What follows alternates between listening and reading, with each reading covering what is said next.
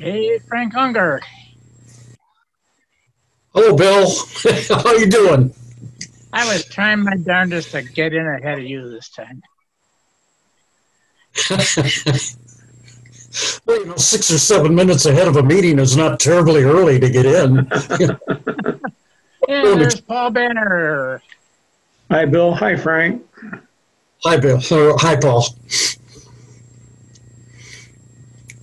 It's like everybody gets in there in the last 5 minutes, Yeah, let's see here. I'm trying to get I'm doing this. Okay, there we go. I'm doing it on my cell phone this time, just to see how it works. So far, so good. One of the things that I was testing out was a feature on the cell phone where I could blur the background so that you don't see all the stuff behind me. It looks like it's working.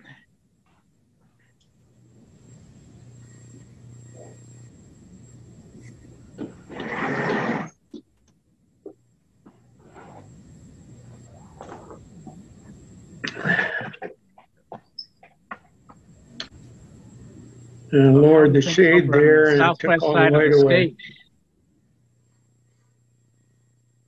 What's that, Bill? I said, how are things over on the southwest side of the state? They're doing. We still getting a little rain. We had a little bit of snow early afternoon. Well, today the sun came out in Kalamazoo and we hit about 65 for an hour or two.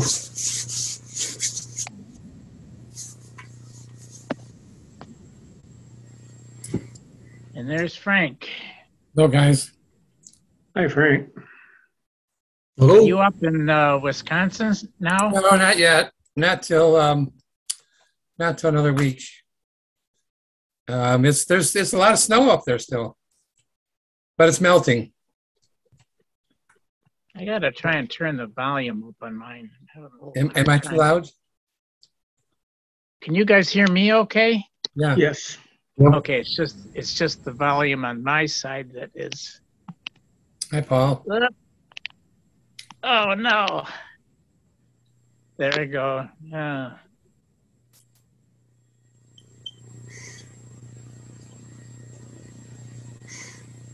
You've lost your top left corner. That's usually where you're at. I guess the person who's hosting you can change your position on the screen just by dragging it around. That's what I did. Oh. I'm learning about stuff that every time I do one of these sessions. Bill, how long a drive is it for you to Kalamazoo? It's about almost 3 hours. Okay. So that's 3 hours why for me too, from Chicago. I'm kind of reluctant on the trying to get together over that way. It's actually, I'm trying to think. It takes me 2.5 hours to get to Muskegon from down here. And it's probably about the same when I head across I-94, but that's just solid driving. That doesn't include a rest stop. So it should be a little less than that. Yeah, for 25 years, my family held its family reunion in Kalamazoo, in Portage, on a lake called Gordonick Lake. Yep. Oh yeah. My uncle owned a big house there. He taught high school math at local high school, and he taught swimming all summer. He had beginning, intermediate, advanced swimming classes all summer in his backyard. So the last weekend in August, the Marfia family reunion, we all traipsed over to Kalamazoo. 25 plus years. Hey, I've seen on Facebook, follow a group called Michigan History or something like that. And every now and then I'll see photos of Fenville. Didn't know if you were interested in me sending those photos Sure. to you. Sure. Did you know that there was a World War II prison in Allegan County? German prisoner of war. No. In Allegan County, they had, I'm not sure exactly how many prisoners they had, but they had them in facility in the Allegan County forest. And they all worked in Fenville at the Michigan Fruit Canners Company. Ah. Because my grandmother and my mother both worked at that factory. And one of my grandmother's jobs, which she hated, was to give them coffee and a snack on their break, the prisoners of war. So there was as many as 20 German prisoners of war working in Fenville, Michigan. Ah. Now I've heard about Custer. Like, was Fort Custer? Was that area? They had some too. And these were all young men. These were all in their 20s, captured somewhere, probably maybe North Africa. Yeah, I saw a posting just a week or so ago about the number of prisoners of war, and it was like 100,000 or so that were brought back over to camps in the United States, which is really, I mean, you don't think of it. And my wife and I were talking about the big dislocation of people in Ukraine right now. And we got to talk about the issue of what happened to all the people during and after World War II. And how did they repatriate these prisoners of war from that were over here in the United States back to whatever countries they came from? It's one of the interesting logistics of the war that I've never heard anybody talk about. There's a couple things. I don't know there were different. Hi, Norb. There's a couple things about that I'm aware of. One is that Hawaii had German prisoners of war on the Big Island. Really? And they built these walls throughout the island they were called the Menehune walls or something like that, but they were about, I don't know, 3 or 4 feet high, and they were made out of stone, and they were used to keep the lava flow from going over. It would stop the lava flow.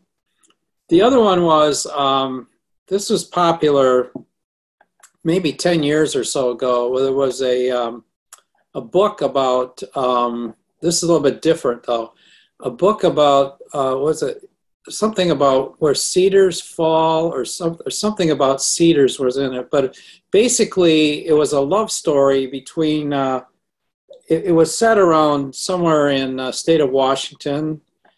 And it's kind of a love story between a Japanese young lady and an American man. And the Japanese lady, her parents were put in camps that were like in California or something at the start of the war. And it created a lot of animosity between, I mean, there was a lot of, what's the right word? Biasness against the Japanese, after that. And I can't think, I thought it was a very good novel. And we got, I know there were terms when I was growing up, I mean, like sauerkraut and something, I can't remember another. There were a few terms that were used that were derogatory toward Germans that were carried over kind of in the everyday conversation. I don't think we really communicate that much now, but at that time it was there. Well, I'll tell you another one a little bit differently about there. It was because my mother used to say it was DPs, displaced persons. And that was actually was a derogatory term. And, people kind of got caught in all this. So I had another different experience of it when I was, here in Ann Arbor. There was a lady, I rented a room in a house, and this lady was a Lithuanian. And she had been in Ann Arbor since after the Second World War. And she did not like the Russians because she said that the soldiers really could not be trusted. She trusted the Germans. Lord, ain't technology great? All right. I see Norb down there. Let's see. Yep. All right. Hi. Norb just keeps coming and going. What? You can't see me? Am I I going in can't- and out? We can hear you, but we can't see you. At Okay. least I can't. I have a problem with that. I don't know why that happens, but a lot of people have told me that. Maybe the strength of your internet. Now you're back on. There. Now we see you. Oh, Space. oh, Now you we don't. don't. I know what it is. I think it's my Zoom text program that I use for X to read to me, and Oh, okay. I turned it off, and it turned off the video. Uh, Am I muted now? No. no. No, we can hear you. Bill Gebhard, are you in Florida? Space. Here, You're in still Michigan? here, You're in Michigan, okay. still in Florida. Mute Oh, start still in video. Florida. I'll turn it just a little bit. Maybe you can see a palm tree. Oh, I can see there's a lot of sunlight anyway, coming through your windows. All right. Now you can't see me. Can you see me? Nope. Nope. Now we see you, now you don't. But now your microphone is off. Space. Now I'm back. Now you're back. Okay. All right. Time is up. Well, I'm Right. on mute so that you can't hear my program. Oh, okay. And I turn that off, and then it turns off mute. It turns off the video. Anyway, like you said, technology is wonderful. I just saw a cartoon that I was going to send on to the group that shows these people sitting around for a seance, and they're holding hands, and they say, I can hear somebody. Will that person speak up and show us yourself? And I thought, boy, that's what these Zoom sessions are like. Yeah. At least the ones where you have lots of people in there. I've been to some where you don't have, you have to raise your hand in order to participate. But I figured that's just more hassle for the host to try and keep things going. You've had seminary training, Bill. Right.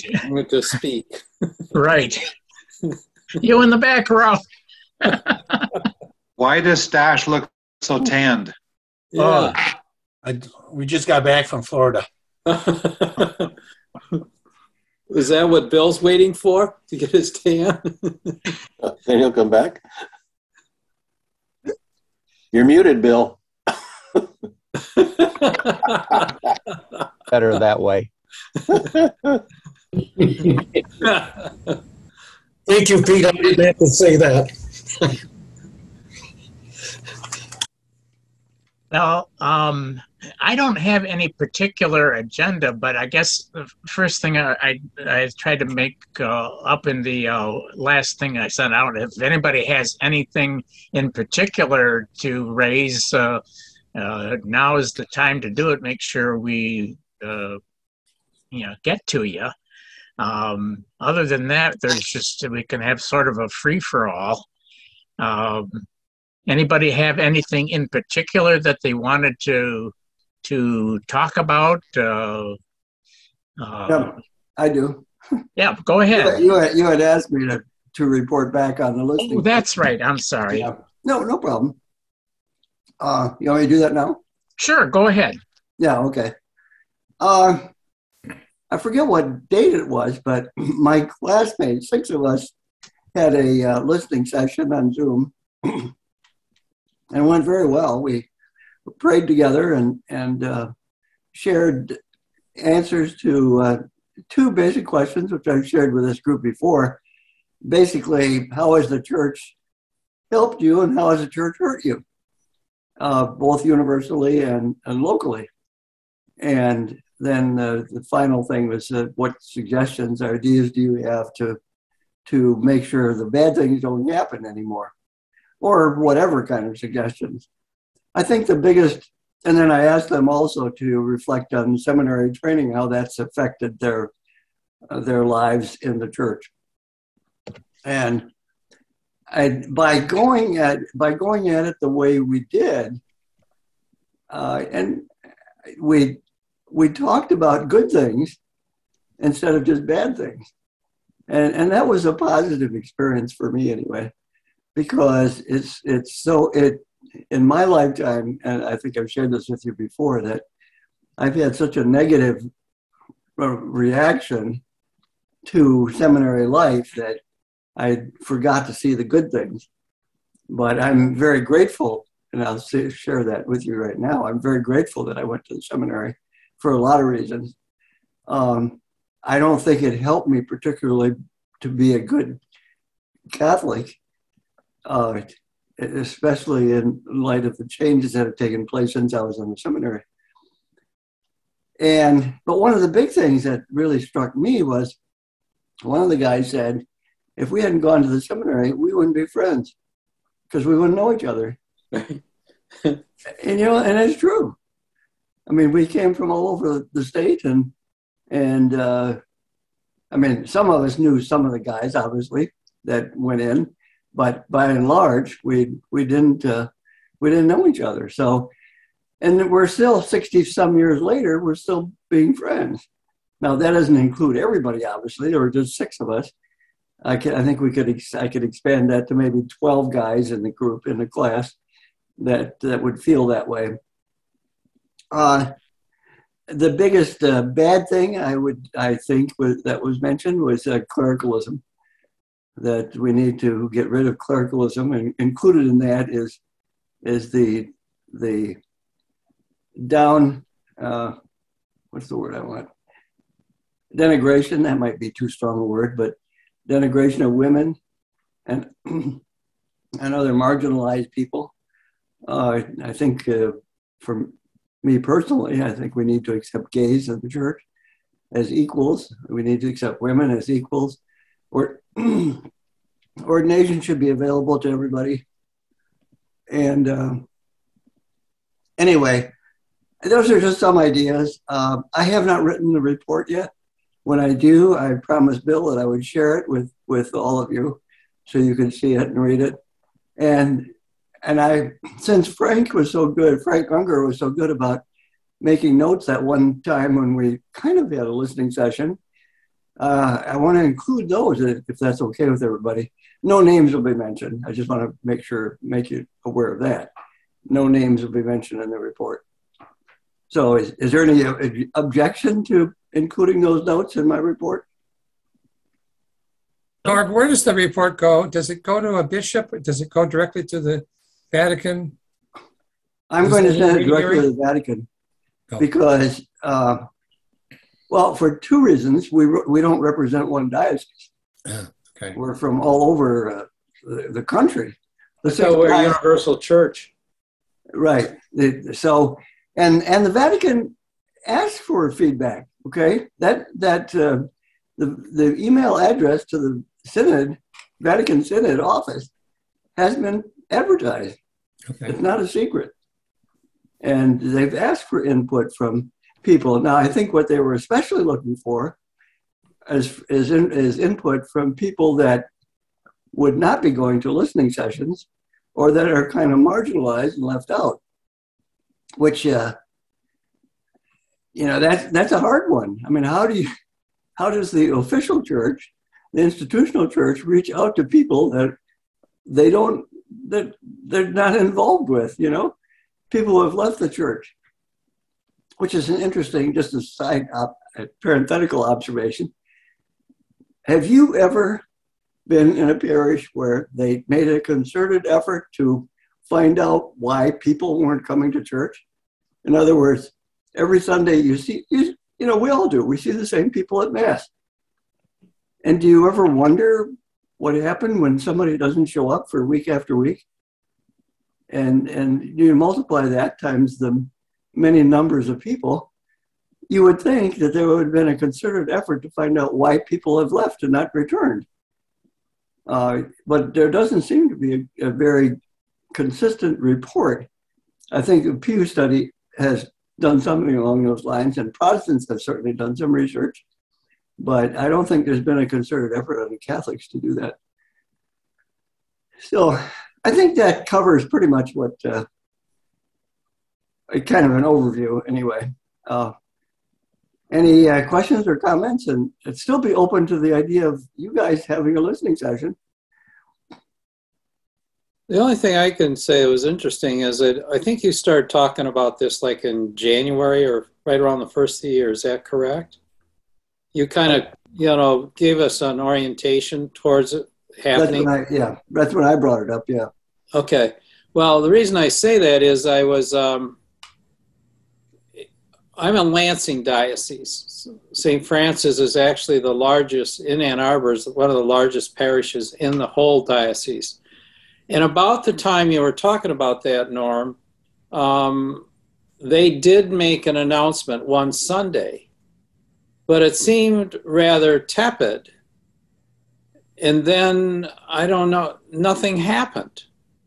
They kind of said, we're going to have what you were trying to do, but then nothing. And they even handed out little brochures for everybody. But even when it was introduced, it wasn't explained with, it wasn't like they were announcing the DAS and the diocese annual fund, with that enthusiasm.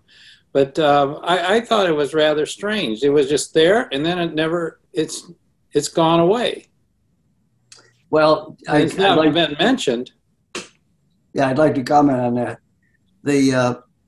This whole effort by Pope Francis has been rebuffed by a number of bishops. I read somewhere, and I don't know if this has changed since I read it, but as many as 50% of the bishops were not going to promote it in their diocese at all.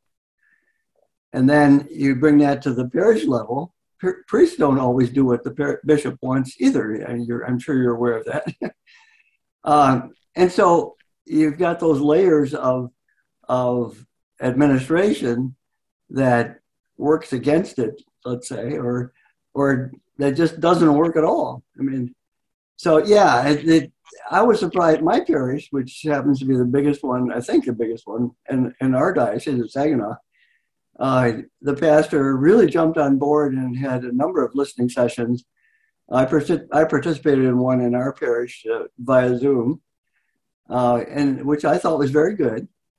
They handled it well, and our parish is going to send the report directly to the Vatican as well as to the bishop. So that's.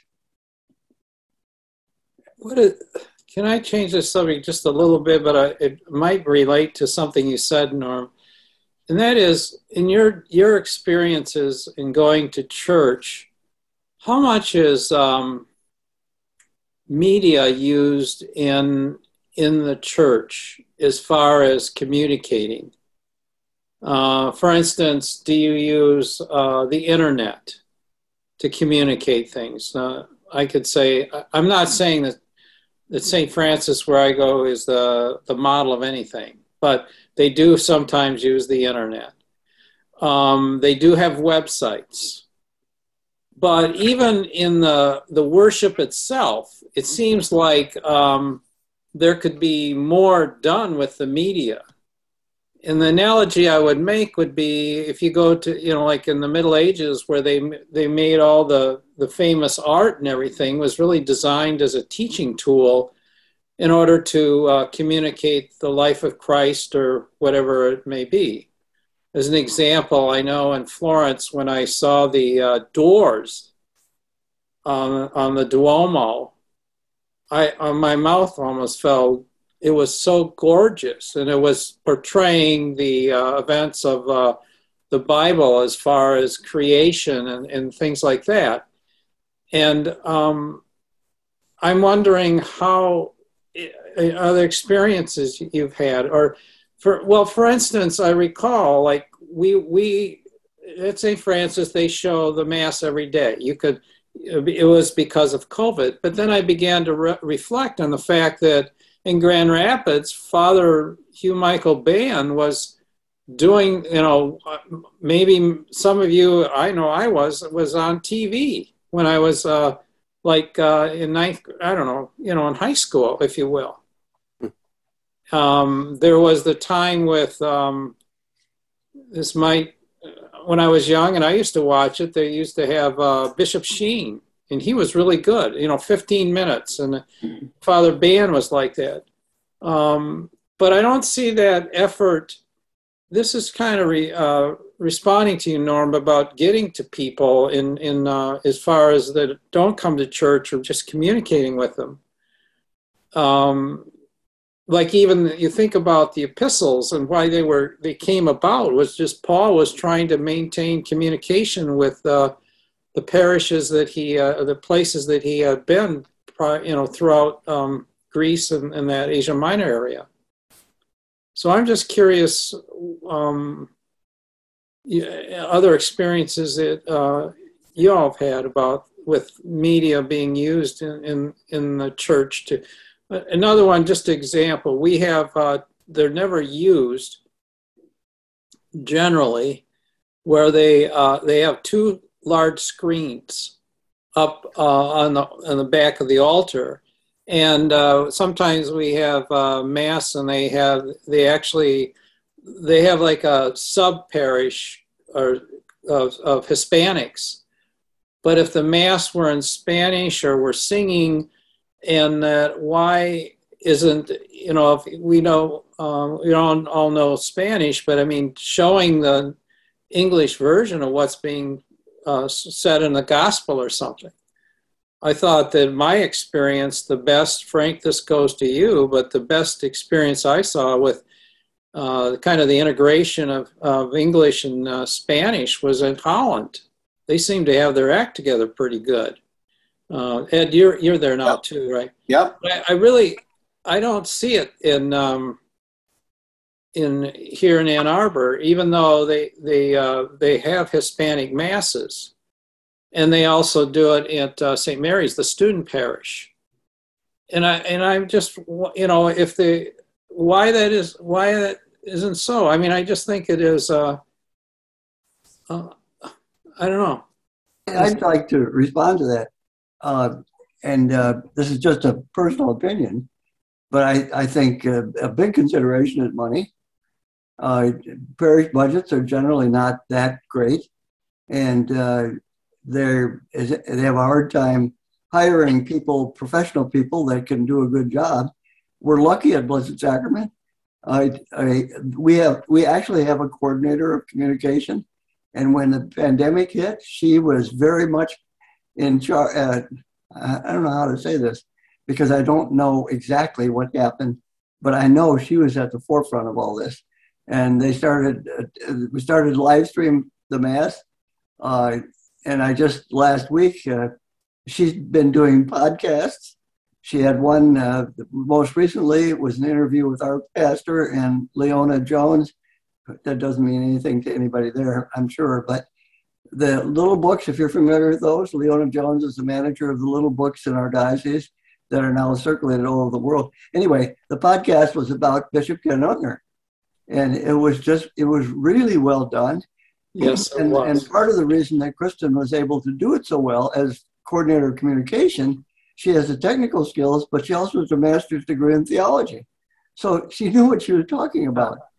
And that's that's just a general observation, but I think staff people are lacking, generally speaking, a lot of times in the theological or pastoral background. Well, there's great opportunity to do that across parishes. Yes. Dick, you talked about what we've got here in Holland. We do have a multicultural church, and we have certainly we have mass every week in 2 languages, and we have it in Vietnamese once a month. We've got so we've got a lot of that ability. And we do live stream. We've invested in good equipment so that we get high quality broadcasts. Almost everything that's broadcast is actually kept online so that you can go and you want to see 10:30 Mass 3 weeks ago on Sunday, you can just go to the St. Francis de Sales website and there it is. Or you go to YouTube, they're all there. But one thing that I was struck with your questions, and this goes back a ways, but I remember my wife's funeral in 2009. We wanted to have, basically at the viewing the night before, we had music playing in the background. And there was a big deal about you can't have recorded music. Well, then it became you can't have recorded music during Mass, but you could then have it at the viewing before the funeral. So we couldn't have it at the funeral Mass, but we can have it the night before. Everything, there's this something about it's all supposed to be live. You're not supposed to have that recorded stuff. That really limits what you can do, even if I live in a parish that has an exceptional music ministry. Right. That's right. It still limits us. And there are those old, I think they're old silly rules, but that's what the Catholic Church does is we hold on to those rules. Once they're established, we don't let go of them very quickly. And I think that really handicaps us, even though, our parish now has a podcast that goes out by email to every parishioner once a week in English and Spanish. So click on and listen to your pastor or somebody else on the team, just giving a presentation, keeping you up to date with what's going on.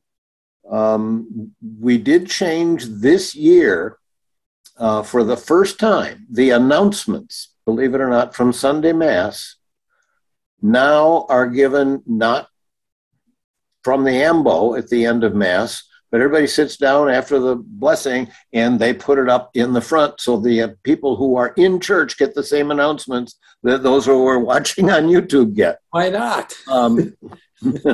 It's not preaching, but it's announcements at least. So we're moving somewhere, but it's very, very slow. And I think that's the Catholic Church. They've made old rules that no longer fit and they can't let go of them. Yeah, as we all know from our days at St. Joe's. Right. A little different, but I think you said something about the music and that is Peter and Paul and Frank would know at St. Mary's. Father Walsh worked with a person, I don't know, he was a lay person, but they were trying to invent, I don't know what to write, introduce music that was at that time it was just Gregorian chant, but they were trying to bring in new music into the liturgy, and they were doing songs and hymns and integrating them. I thought that it was pretty at that time pretty cutting edge, but I never really saw much that evolved off of that. I mean, even the organists would be playing kind of like Beatles songs, and then they'd kind of, like integrate it into the thing. The funniest one I've ever seen, though, is that I can't remember where it was. I don't know if I was in the army or something, but I went to church to some parish, and they were playing the Beatles' Let It Be, because Mother Mary came to me. And all of a sudden, they stopped singing that song. But there's another one that was interesting too. That when I was in, they used to have in the grade school they used to have the May crowning, and they'd have all the different May songs that they'd sing to Mary. We had to learn them and things, and they'd say, "Bring flowers of the fairest, bring flowers of the rarest from garlands and woodlands." Well, it turns out that some of these songs were Irish drinking songs. And so the nuns would would have us stop singing them because they finally figured out where the origin of them. But actually they were very good. And they were easy to learn because the tunes were so easy to do, but they stopped them. My only point is that it seems like the church wants us to kind of respond to you, Norm, of being engaged by singing in the Mass, and I'm not against that. I just think that it's kind of stilted. If they want to get people more engaged in I'll use the word enthusiastic about what's going on, that they try some things that would bring people in, both to understand different cultures, for the idea of diversity, and also, look at the religious cachet, I'm saying in a bad way, of what Hispanics have in their history of Catholicism and religion. Why can't we tap into that? We do, certainly. Yeah, Holland, they've, especially a place like Holland, of all places, doing that. It's just amazing in that sense. But it's done really well, in my experience in worship, and that's not been a lot, but I was very impressed. Well, we just happen to have the executive editor of the Gather hymnal having retired to our parish. Oh, so, really? Yeah, he's now a volunteer choir director. Wow. Yeah. So the question, I'll pose a question for you, a couple questions.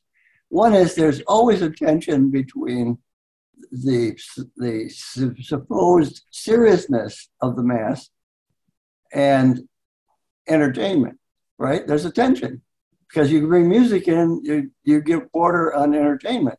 I don't agree with that particularly, but I think that's a tension that people hold on to when they're talking about this kind of subject. And the question that I have for you to think about is, if you watch Mass on live stream, TV, whatever, are you going to Mass? Are you actually attending Mass? And where is the obligation to attend Mass? Where does that end, and when is it your responsibility?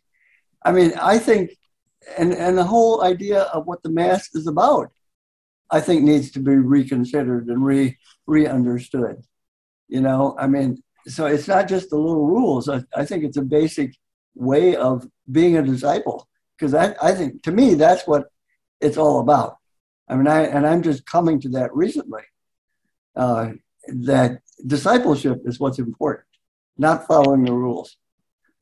I think that in response to one thing you said early on, Norb, about the singing in that, I remember when we had music class, this was with Father Rose. He was explaining kind of like understanding Gregorian chant and that, but that very issue they came up with was the fact that I'm not sure, would it be about the 19th century or so, where the famous composers were writing masses, and they eventually the church cut that out for that reason, because there was almost like a competition for like requiem masses and like that. But I remember them talking about that very issue, and I'm glad you brought it up. And then the other another aspect. Go ahead. Yeah, just real quick. There are people in the church using technology. EWTN is a prime example. Okay. Wherever you happen to be, in regard to whether you like it or not.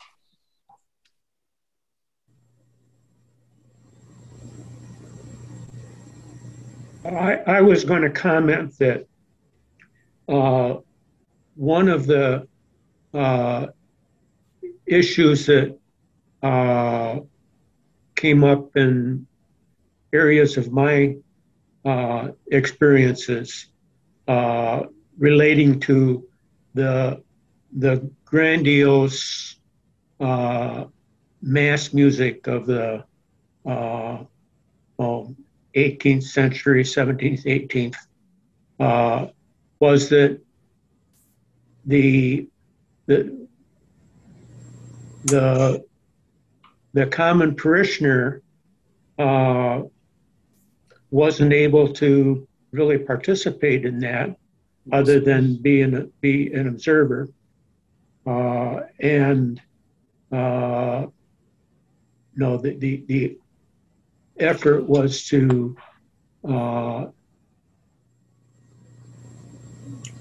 develop a community celebration where everybody was participating. But it was hard to participate anyway when it was all in Latin, facing the other direction. That's true. Right. You're aware, I'm sure. I didn't know you were that old.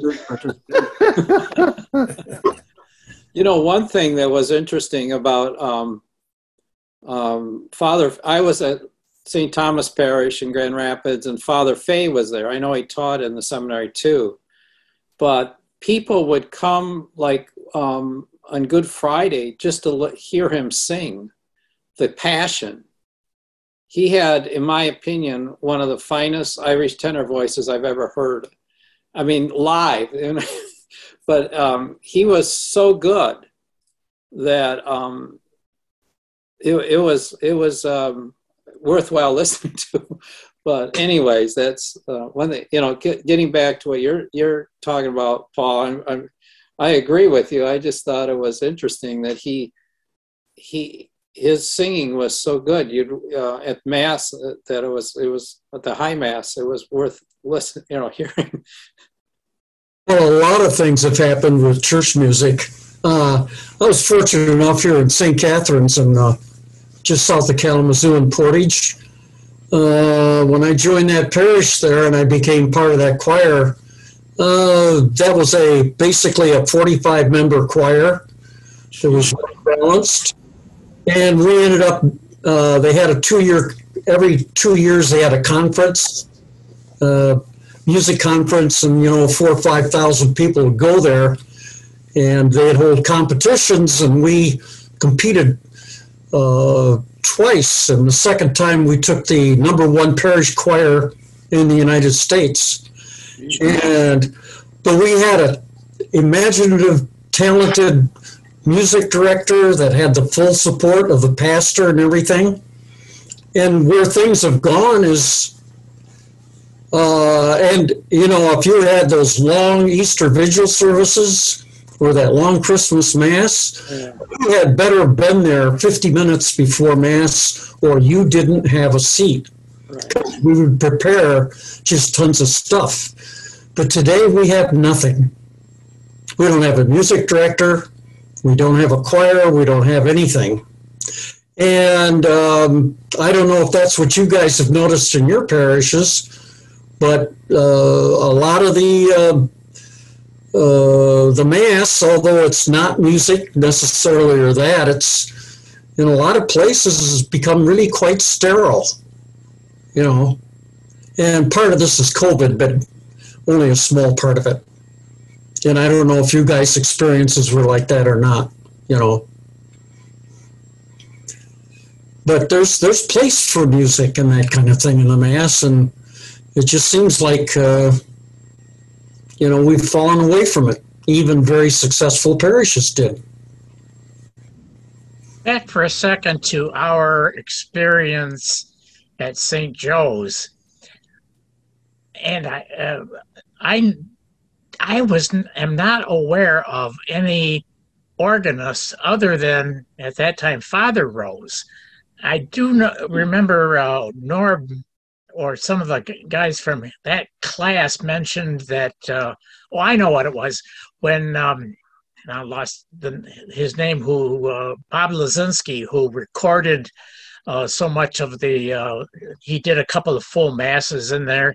And there was some discussion at that time about who was actually the organist in there. And a name was mentioned of somebody who was a student being really good at the organ. And so it was difficult to determine whether it was Father Rose that was playing the organ for some of those masses, or it was this nameless student. And at the time that most of us were there in the 60s, I can't recall any students being entrusted with the organ. Does anybody have any? Well, I can. Let me answer your first comment. Eddie Annenberg in our class was the organist. I'm almost positive, because I know he played the organ well. He was an organist before he got to the seminary in his parish. So it was just it wasn't a big step to go there. And I think we had a couple other ones that were organists. I think Tom Schindler played the organ. That's right, yeah. And there was Joe Shonskevich, who had his classic where he took a book and tried to hit a rat or something and missed it. And he had a new form of Latin that was spoken during that we heard. Probably the only time it was spoken at that time, but he was one. It seemed like there always was a student organist, but I remember Joe. I can't remember, like in Dave Hooper's class, there must have been somebody.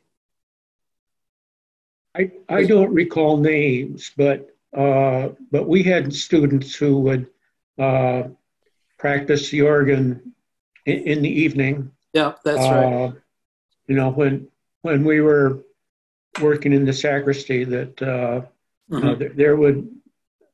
there were people who were practicing the organ, and there were one or two guys in our class that were among those. But I don't remember names. It's none of us here.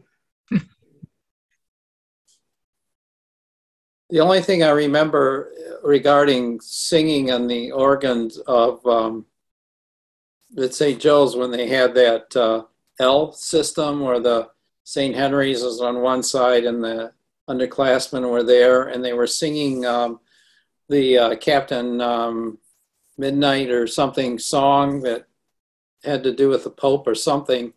But they the only time where they had one group singing one song of the version and the other group singing the other at the same time. So that was kind of a challenge of singing there. I know that happened. Because the organ was, I think the organ did, the pipes went into the addition part there as you face the altar on the left, did it not? Yeah. It didn't? Yeah. Oh, it did? Yes. Okay. Yeah. Where are the pipe organs? The pipes, where were they? They were in that choir loft, weren't they? Or, you know. That's what I'm thinking. No, but there was a set also in what you described at the front end of the addition. Wasn't there? Oh, okay. I got you. Yeah, okay. Really? I don't remember that. I don't either, but not denying it. Right. Frank Marfia. Frank. I'm here. I'm awake. How is your health? It's okay. It's not getting dramatically better. My cough is gone. My dry cough. Shortness of breath is not going away. I do just modest things, yard work, climbing stairs. I have to stop and rest. So lots of medication, prednisone. My face is a little bit swollen because of taking prednisone. And something called mycophylinate. I guess my white blood cells, there's just too many of them.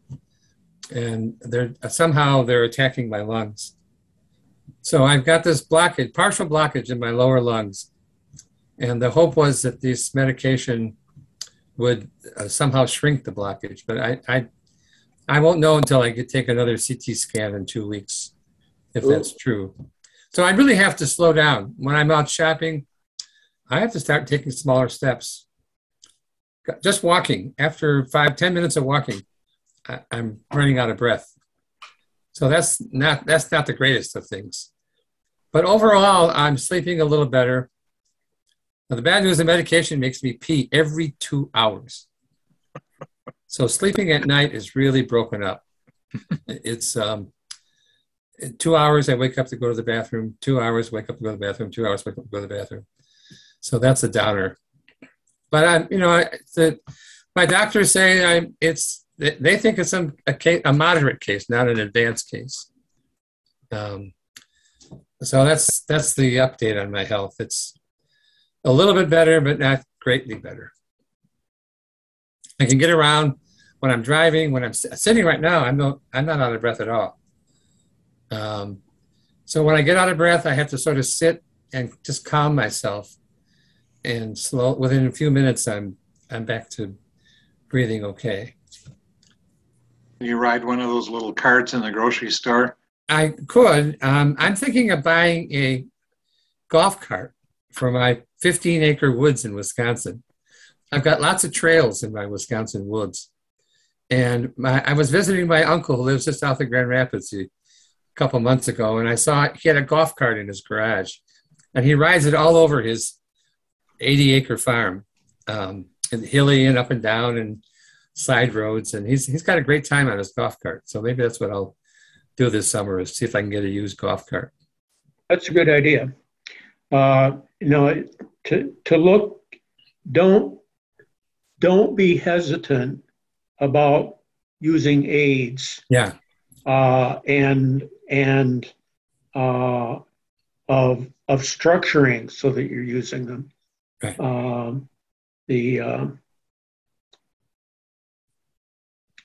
As we age, that becomes a challenge for some of us.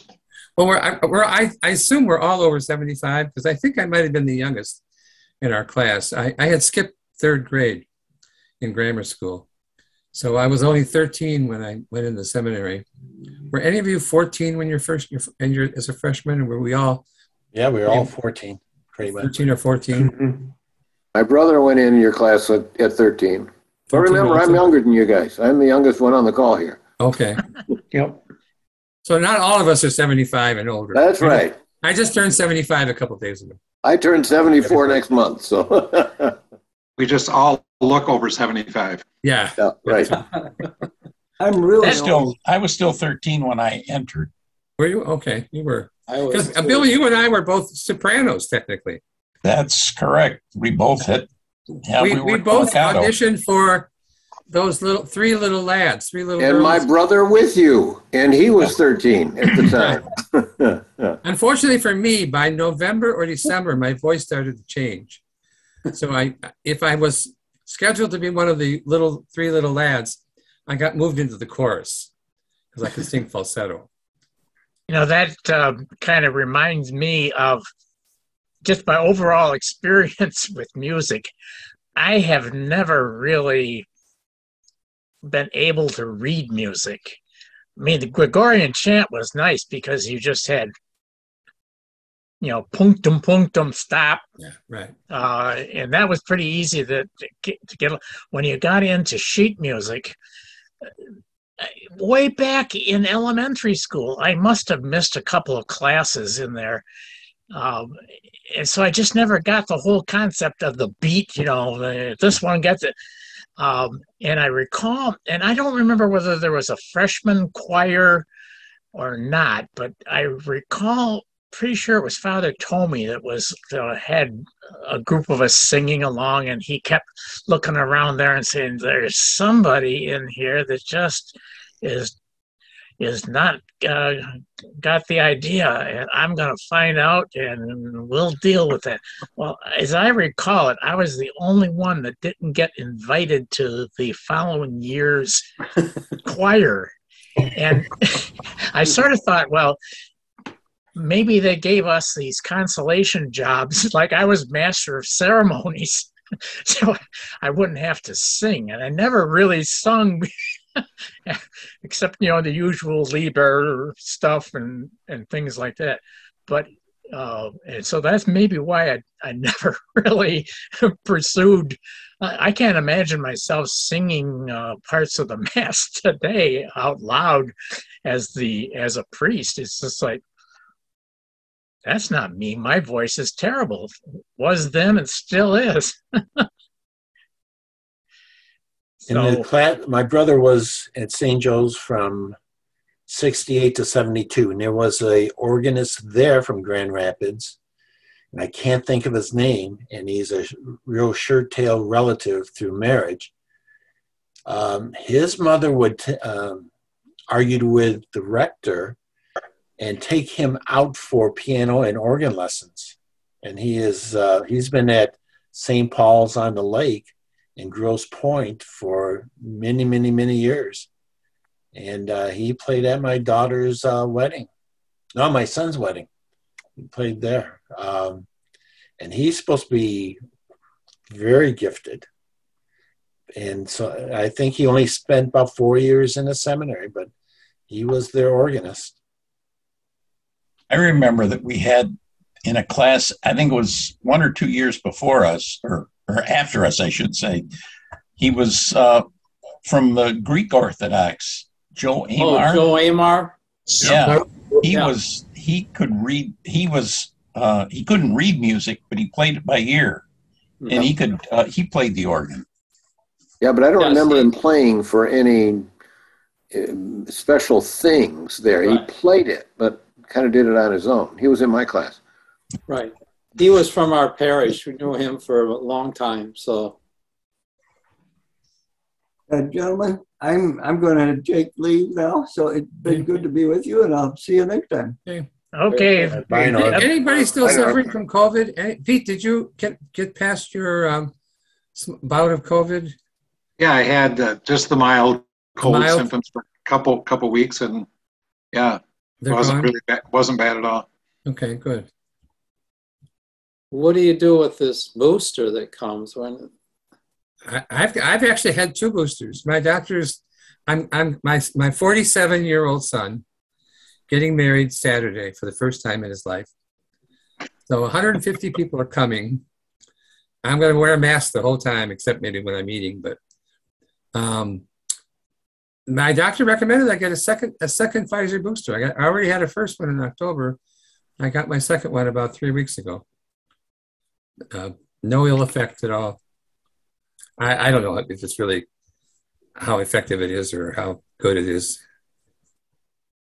I was really surprised with my own doctor at Henry Ford Health, it's now called.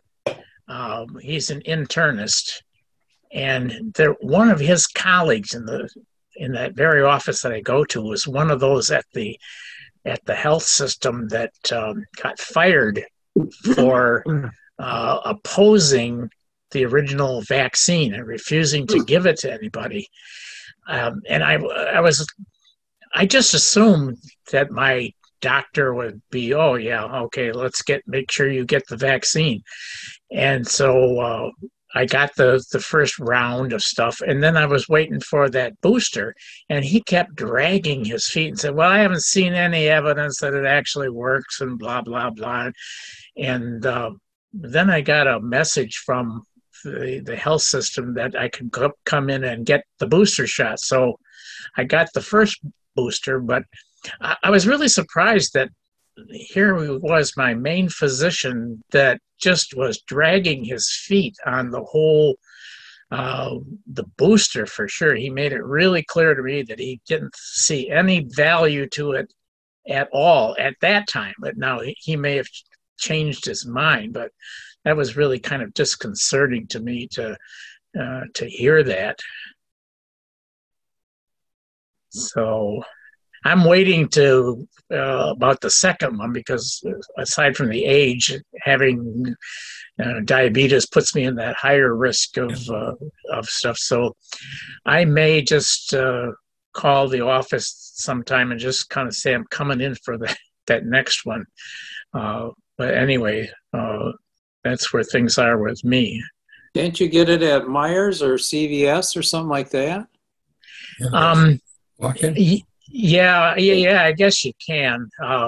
My wife's experience there was, I forget where. Oh, she went to CVS for one of them, and it was the booster, right? The booster, and she had to make an appointment like 3 or 4 days in advance to get in. It wasn't just show up and get your shot. Now things may have changed quite a bit in the last few months, but I always kind of prefer to have all of my medical records in one spot. That's why I sort of stuck with,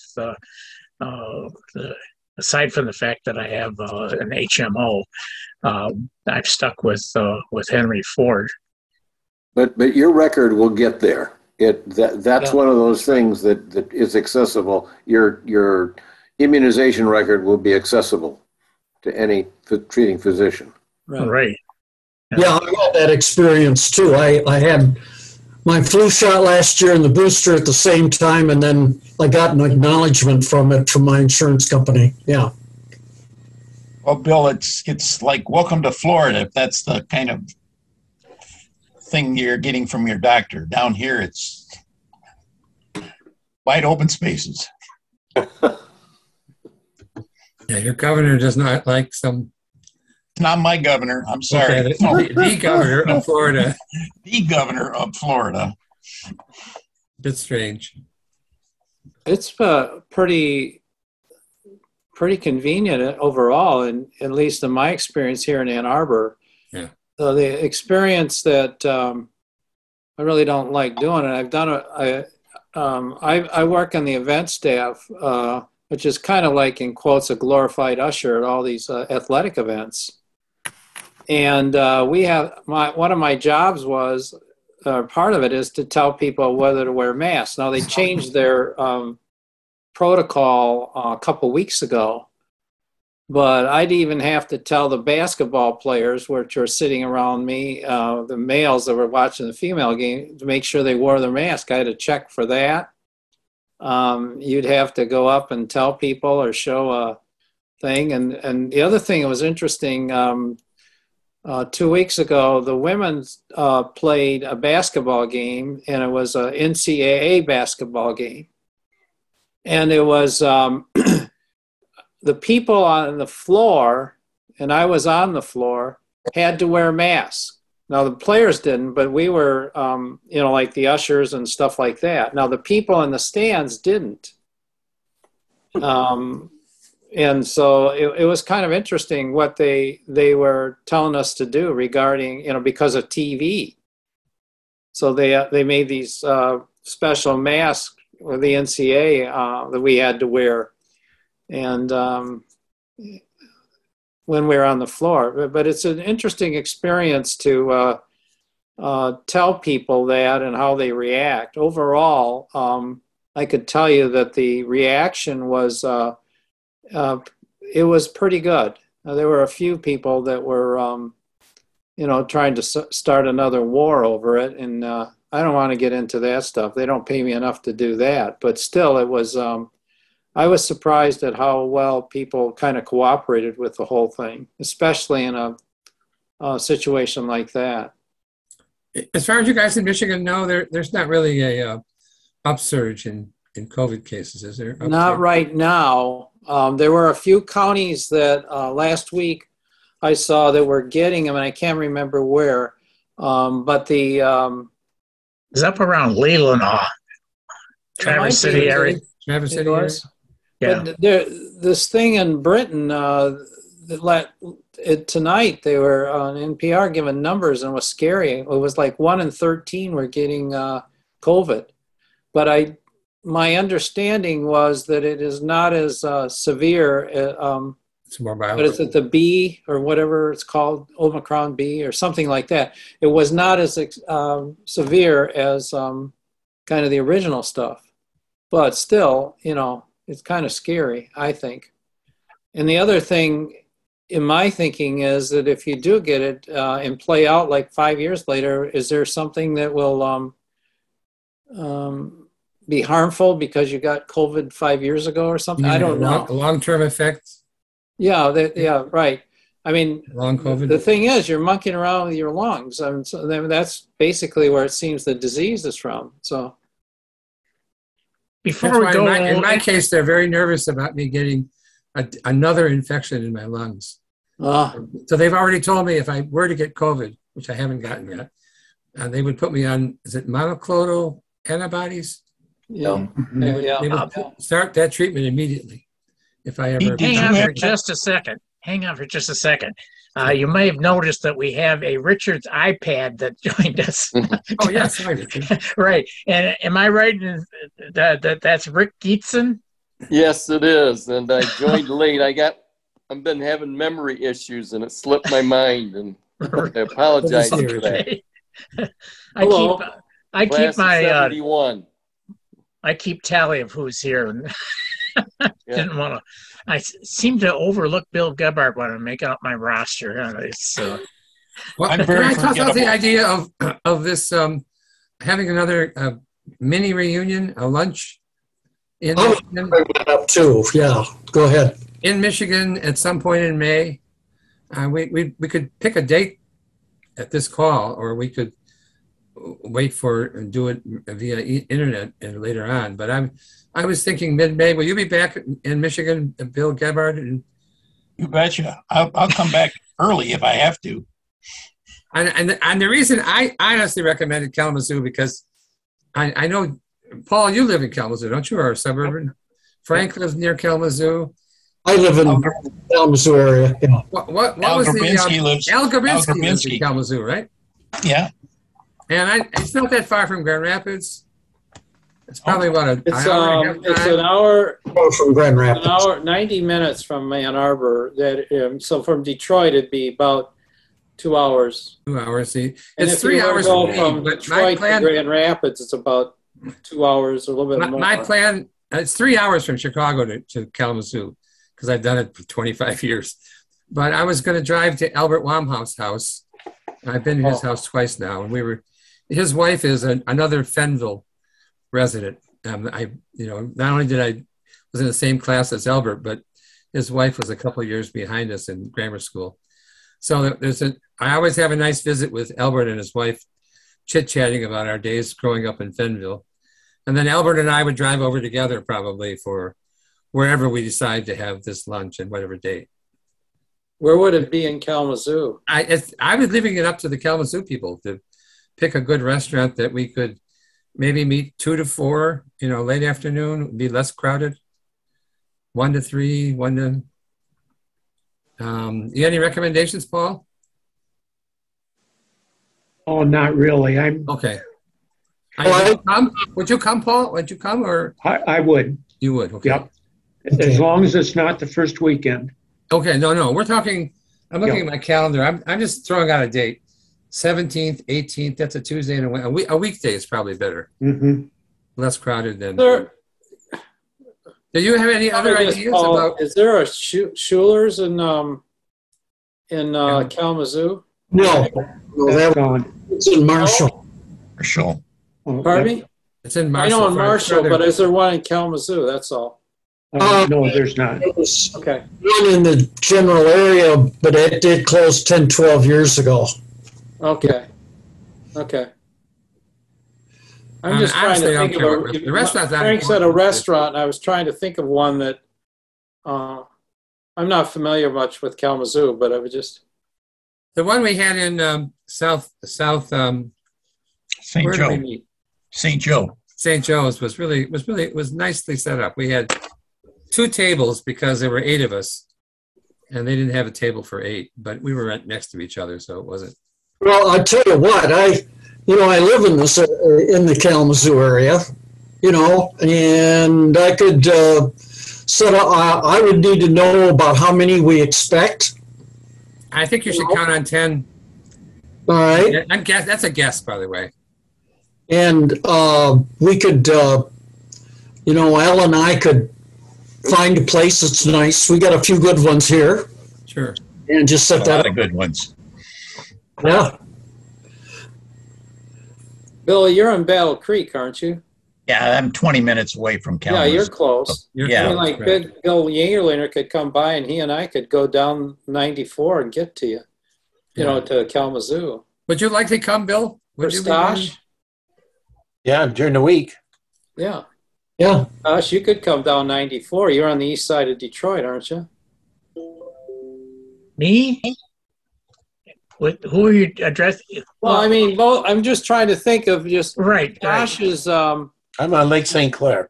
Yeah, so he could. I mean, you'd come down 94, and with three of us could go together down that way. That's all. I was just trying to, you know. It's a gas. And Mike Murphy, are you living north of Grand Rapids somewhere?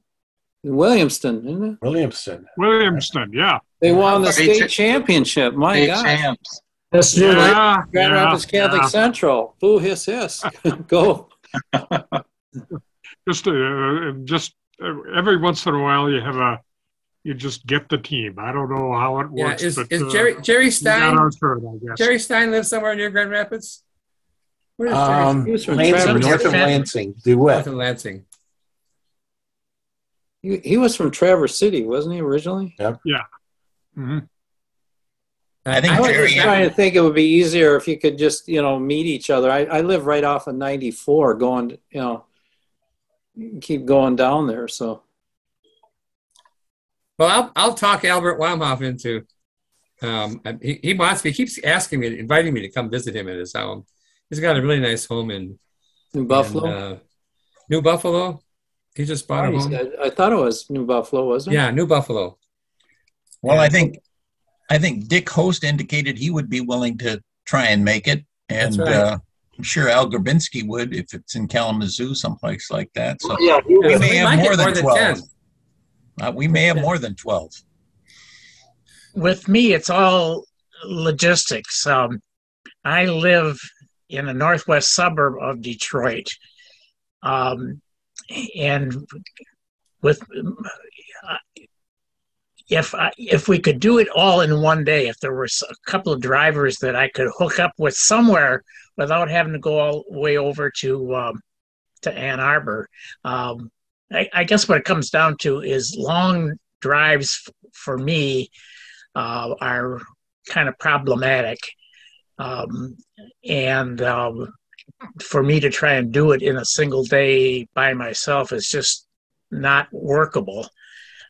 So if there's who was it, Stas? Were you the one that somebody mentioned that you live up near Mount Clemens or Mount? Yeah, 16 Mile. 16 Mile and Lake St. Clair. Oh, okay. Well, I guess what I was thinking, it's always difficult, especially at night, for my wife to be driving to in the dark, and she doesn't do well at night at all. So coming right across 16. Yeah, but I'm thinking of the return visit. Well, if we're there for 2 hours, leave at 4 or 5.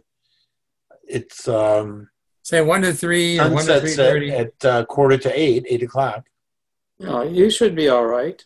Yeah. You should be okay. Because Still be daylight. from Ann Arbor, it's about an hour and a half.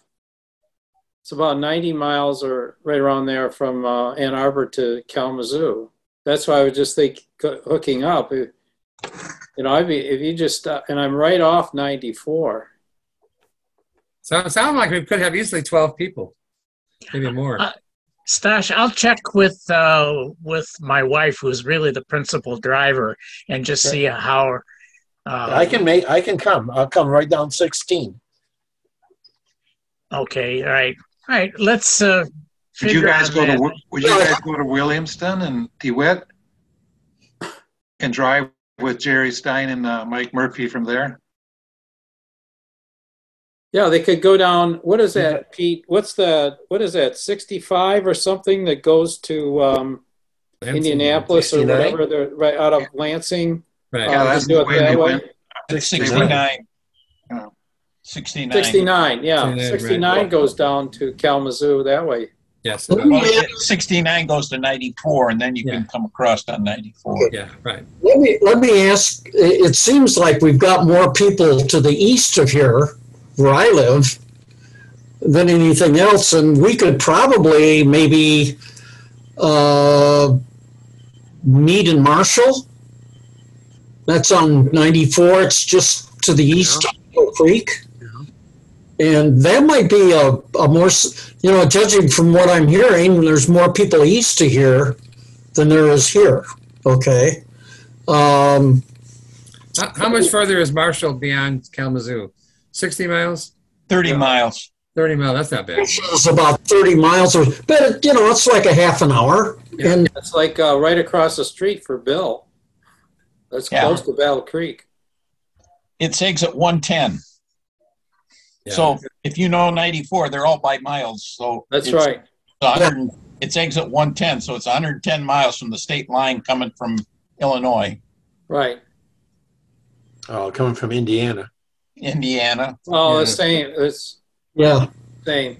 Well, see, I'd be coming from Albert's house probably. We'd be driving together, Albert Wildlife. Yeah, well, that's I'll get to his house around 10 a.m. So you're right there. Whatever. How far is New Buffalo from Benton Harbor or St. Joe? I don't know. 25 miles. Not far. 25. It's like, I mean, Bill's right. It's 110 miles basically. Yeah. Whatever day you guys want to figure out, I'll double check with my spouse to see how it fits in with our family schedule, and I'll work out the details with Stas. Do we need to set a date now? I guess that's the question, or do you guys? We probably should, because if we could, a tentative date, and then if it needs to be moderated, I mean, weekdays for me are fine. That midweek of May, 16th, 17th, 18th, 19th, 20th. Yeah, how about the 17th? Okay, the Tuesday the 17th. It's fine with me. And I don't have any doctor appointments that day. Where is it? Now, where are you going? That's what we now have. That's what we're discussing. We've changed our mind a little bit. Kalamazoo is right smack in the middle between Detroit and Chicago. Yeah, I'm still thinking Kalamazoo is probably, for me, a better option, because I still have to drive home back to Chicago afterwards. All right. Well, then we could keep it there. I could find us a place where we have a nice little separate room or something, maybe, Yeah, and if it's somewhere near 94, or is it 131 that comes out of Grand Rapids, somewhere on the... Yeah, but it goes down into Benton Harbor, St. Joe. Yeah, but I meant in terms of, it's not too far from the interstate. 131 goes right to the west side. It intersects 94. Grand Rapids to Kalamazoo. It could be on the east side of Kalamazoo, actually. It doesn't have to be on the west side. Paul, you must know where. Are you familiar much with Kalamazoo? I am, but thinking in terms of restaurants, out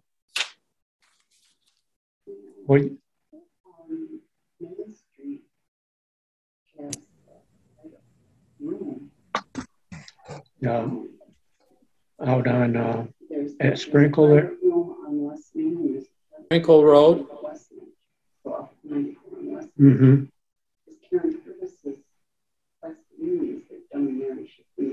At Main Street Pub.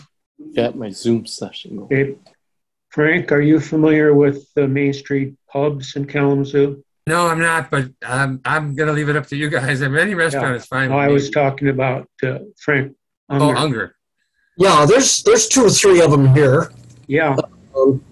And Sue was saying that they have kind of a small banquet room, or that. That would be good. That would be better. I think that'd be a lot better. Yeah, more private. Yeah, the one I'm most familiar with, there's 2, 3 of them. Some have larger gathering groups than others. Mm-hmm. Just find out which is the best one. And because they're all going to be within like 5 miles of each other, So it would be that much different. And all I have to do is find out the address, and you guys can just home in from your cell phones, you know. You went to Battle Creek, you could go to the Firefly, and you'd find a place there. It's right off 94. Yeah, I agree with Frank Murphy. It'd be a long ride for him. It's just that if we don't leave till 4 o'clock, of course I gain an hour going back to Chicago.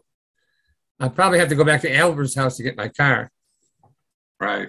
And I certainly have to say hello to his wife again. The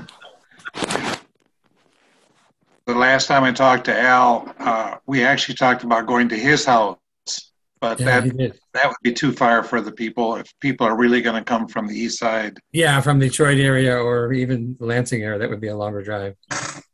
There's the He's got a big Black house. Rock, He's got a nice house with a pool in the backyard. the Black Rock Bar and Grill in Kalamazoo, right off of I-94. Did you say the Black Rock? Yeah, Black Rock. Yeah, that's right on 94. Yeah, I mean, you can see it as you drive by. Yeah.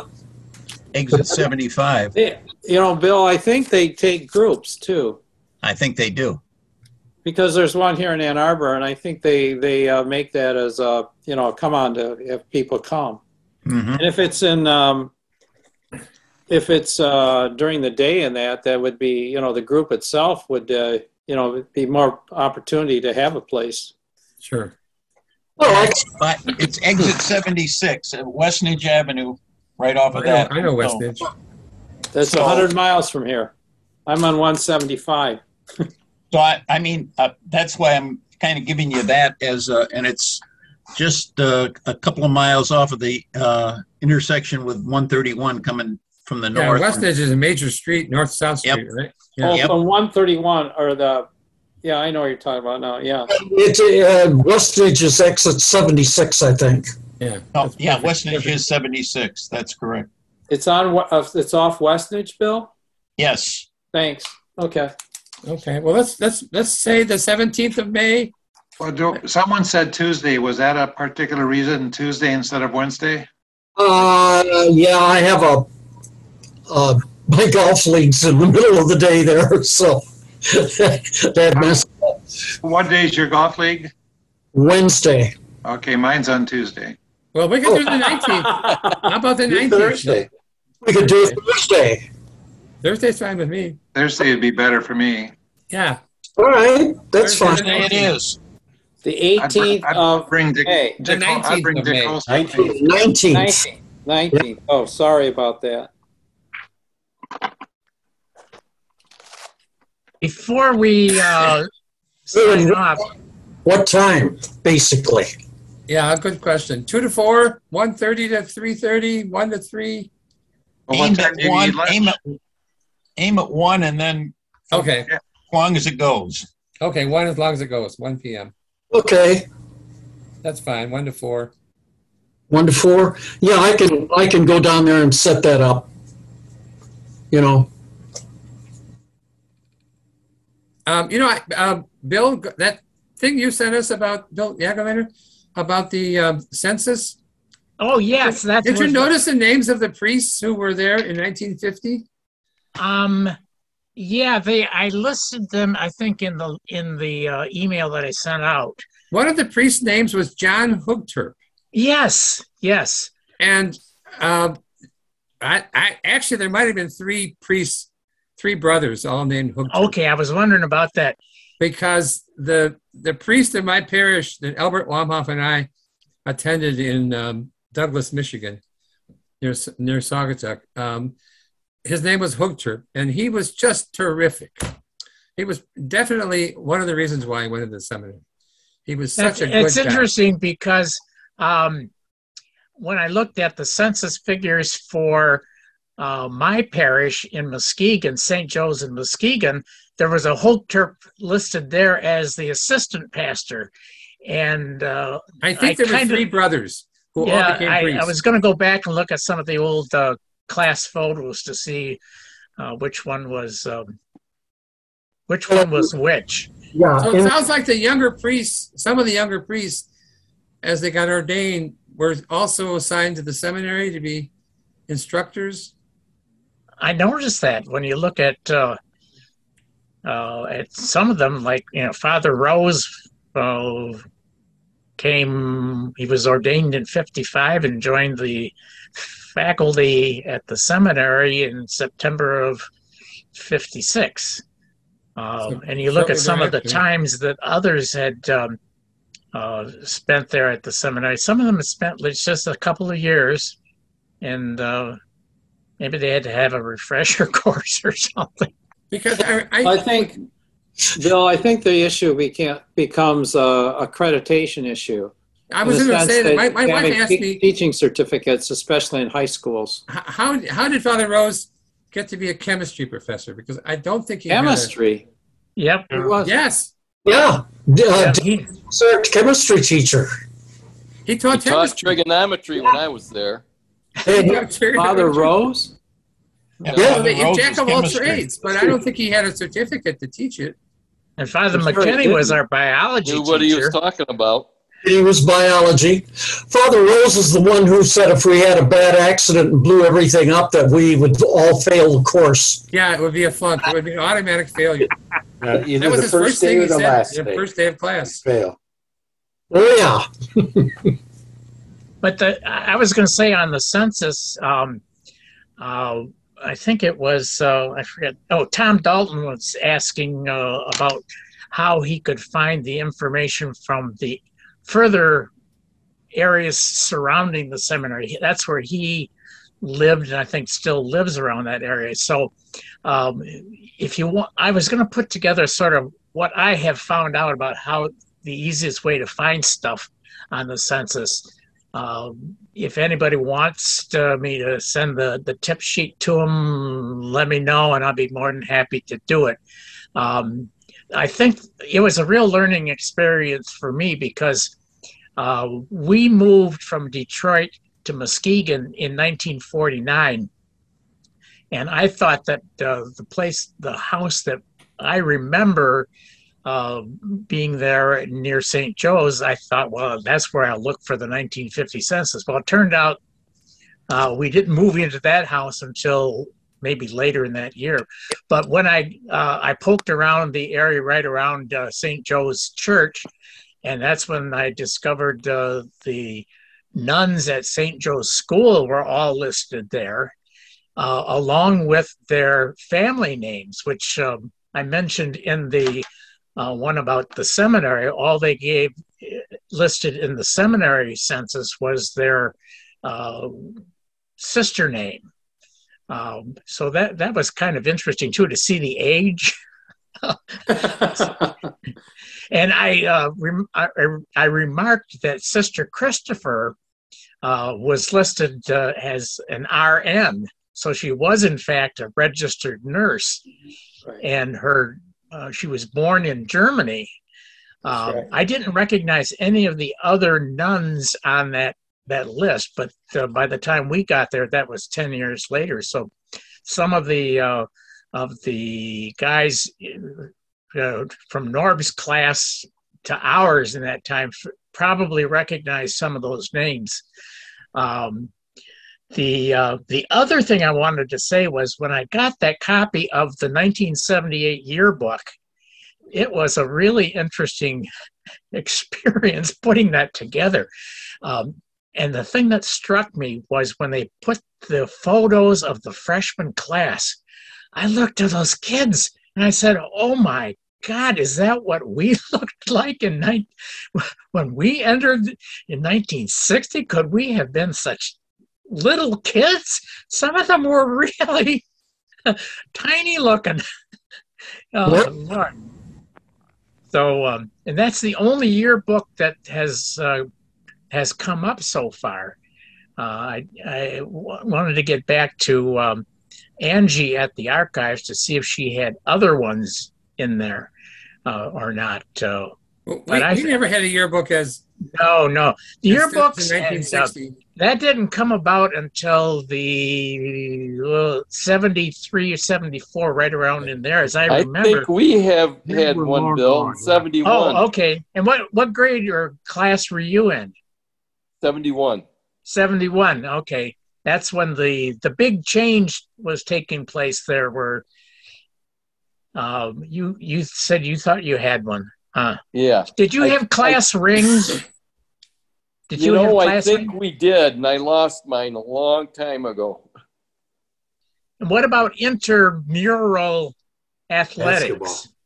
Yeah, we had intramural.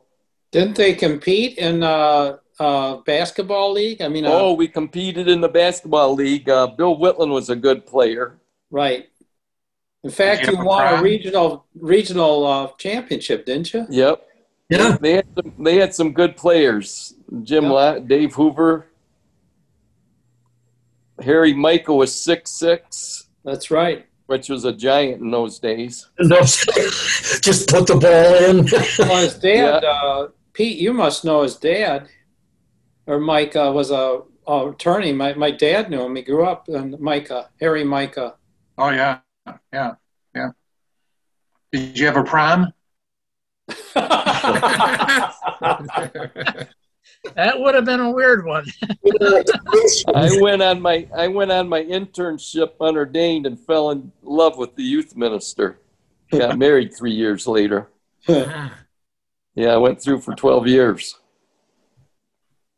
I was surprised in the yearbook, the 1978 yearbook, at the number of women who were teaching in the high school. I think there were, I don't know, the number was maybe 3 or so, but that, by our counts, was high.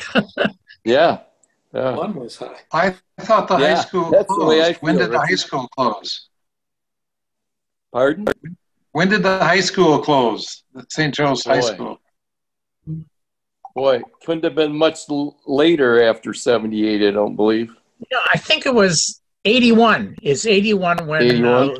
That because I remember reading in Norb's book right around that time that the plan of the rector or the principal of the school was that he had hoped that they would be able to attract more students, and the numbers continued to fall to the point where I think he said they had 19 altogether. Wow. That was excluding who was at Christopher House. And so I guess they just decided that at that point it was no longer feasible and monetary wise. Right. Who paid the tuition? Who paid the tuition? Each family member was expected to pay the tuition. Okay, that was different than for us. Well, no, we did that, but was it very high? I mean, what? I can't remember what. Rick, do you recall what your? I can. I'm thinking 600-800, but I haven't. I really. My memory. We were going there was $250 a year for everything. I mean, that's for your meals and everything. Yeah. Norb's book mentions the dollar figure in there, and I thought at the closing it was maybe close to $1,000. I'd have to double check on that. Somebody from one of the classes sent me that basketball winning ring, and I can't. Was there a guy named Joe something? I have his name in here somewhere, but he's. There was a LeBron, wasn't there? Yeah. That was humor. The gym I was talking about. No. According to our bulletin in '67, the tuition for Grand Rapids Diocese students for the year was $350, and if you were out of the diocese of Grand Rapids, it was $634. Oh, so it was pretty reasonable in the '60s. When was this? It was a steal. What year was that? 66, 67. Yeah, I remember that too. I remember because I was out of area. You were out of the diocese, so it was $634. Yeah, there were some other fees. After the sophomore year, I was able to get jobs with the state, and I made that $600 working over the summer to get that. Wow. So I remember that very clearly. I remember that after my dad died in 1962, that they waived my tuition from that point on. Good. And I don't know, with you other guys, did your parents pay the thing, or did the parish kick in any money?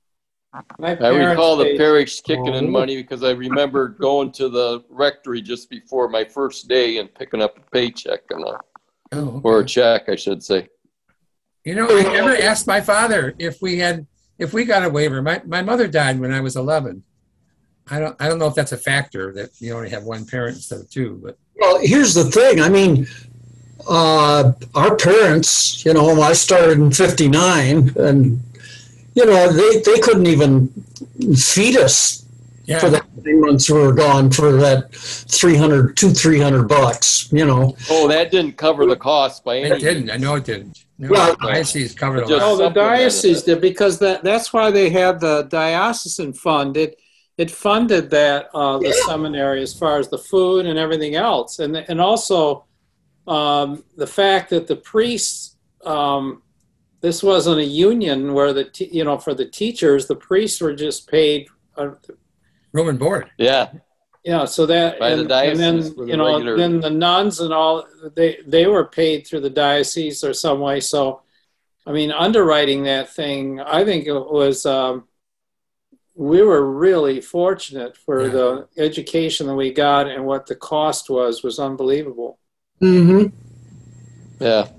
No, what the parents paid was just basically some participatory fee. You know, they just didn't want to be for nothing. You know what I mean? That's right. I think you're right, Frank. That there had to be some money there. That's not a good idea to just free. You know, that just doesn't work. People would be going there just for free. Right. Well, you're right. I think that's what they were trying to avoid, I believe. Correct. Look what they ended up with. Pretty good girl. Pretty good collection there, guys. Have you people been pretty active in your parishes through the years? In the years following our time in the seminary? Yeah, following your leaving the seminary and all? No, I moved to Detroit, so I was out.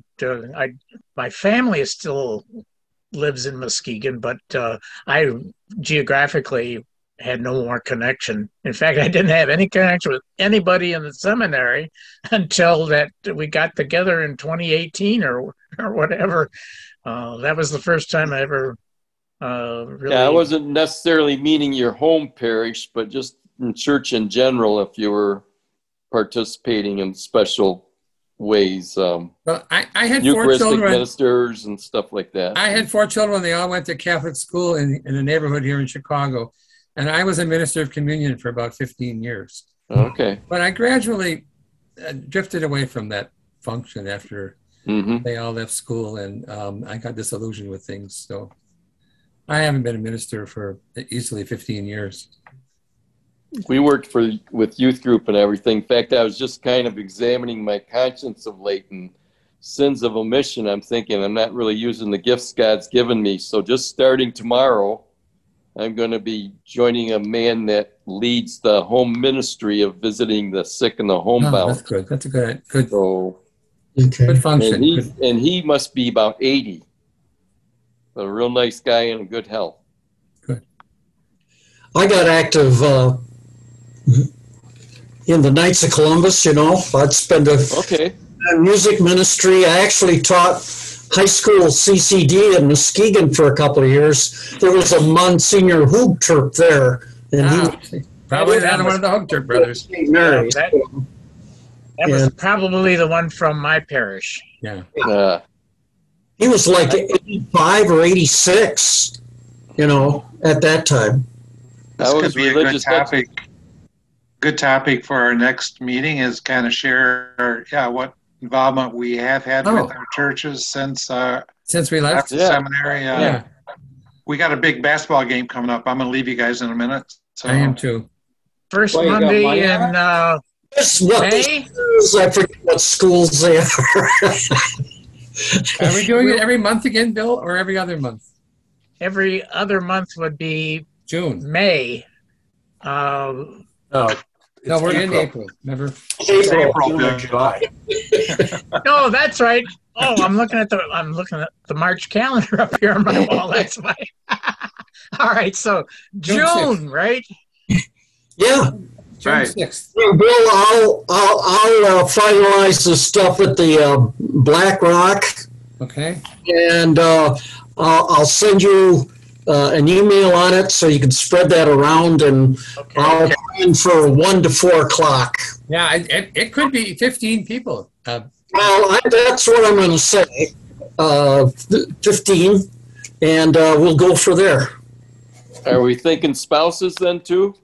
No. Oh, dear. No. No. Well, not for me. Well, some might need it for a driver, but You got to jump for joy. I don't think we need to submit them to that. yeah. Are we Well, that's doing what it I at was 1 thinking. Does your wife want to come, Bill? Yagerlener? Pardon? Would your wife come? Probably not. Okay. Neither of us does very well on one-day trips, but like I said, if Stas or somebody else was able to Do the driving. pick me up en route, that would alleviate that Because I can difficulty. pick Bill up, and then if Stein and Murphy want to go to the parking along 96, Yeah, that's not a bad idea. pick them up, On catch those public 69, lots. take 69 down. Yeah, Yeah. those public lots. Yeah. Don't get your catalytic converter stolen, Yeah, that's one thing you got to watch out for. Frank's right. It's a big theft effort going on in Michigan, catalytic converter. Yeah. Happened. Now, are we doing it at 1 instead of noon for some particular reason? Rush hour the lunch could be a little bit half over. One makes it easier for We're me. thinking it because- might be more available at 1, correct? Yeah. I And just then certainly by 4, I mean, the crowd will really thin out by 3 even, if we're worried about huge crowds. Some of us could start drinking at 12 if we get Yes, there. you could arrive early and go to the bar. Bill, that's a good idea. I'll meet you there. Bill will test the waters. Yes. Yeah. And other liquid libations. Yeah. Well, Pete, just from my perspective, if we're over at 4, I'd be back at Albert's house by 5. I'll probably spend an hour there chit-chatting with he and his wife, and then leave at 6 and miss some of the rush hour going back into Chicago. You could take a boat, Frank, and just go, across. I could, but I don't have a boat. That's What from about Al? Muskegon Does to Albert have a Chicago, boat? isn't it? Isn't there Got a a ferry trailer? service from Muskegon to Chicago? There still Muskegon is. to There's Milwaukee. There is. over to Milwaukee. I've taken the Badger once from Ludington to Manitowoc. Yeah. Let's find them. That was There's supposed to be in Muskegon one of these rapid crossing Catamarans. small What, the Small- kind that James Bond gets in? Yeah, right. Exactly. They Those say things? it cuts it down just a couple hour crossing. Yeah, it is. They started that about 10 years ago, and that puppy, once it gets past the piers, they put the throttle onto that thing. It only takes about 2 hours to cross, 2.5 or so. Yeah, the Badger ferry is slow. It takes 4 hours. Oh, that's because they want you to gamble, right?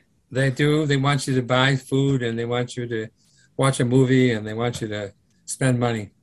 The last time I went from Muskegon to Milwaukee, we took the old Milwaukee Clipper. Yep.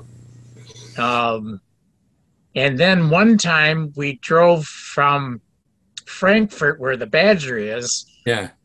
We drove up there, and we didn't realize that was also used to carry trains across. It does. Yeah. So And heavy equipment, too. They would Trucks. load one car on one side, and the whole ship would turn that way, and then they put another one on other side. It was sort of upright itself and back and forth until they got the ship loaded up, and then we'd set sail. So we did it at night. It was a night crossing.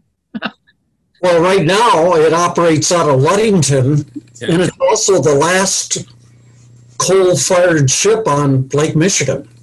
You know, anybody swim it? You know, they're supposed to get rid of that coal because they apparently they're allowed to dump it in the lake at some point. Yeah, but they got special permission. That's right, and there'll be no other ships that there's not going to be any other ships going to be allowed to do that. So when it stops sailing, that's the end of that. Yeah, I agree.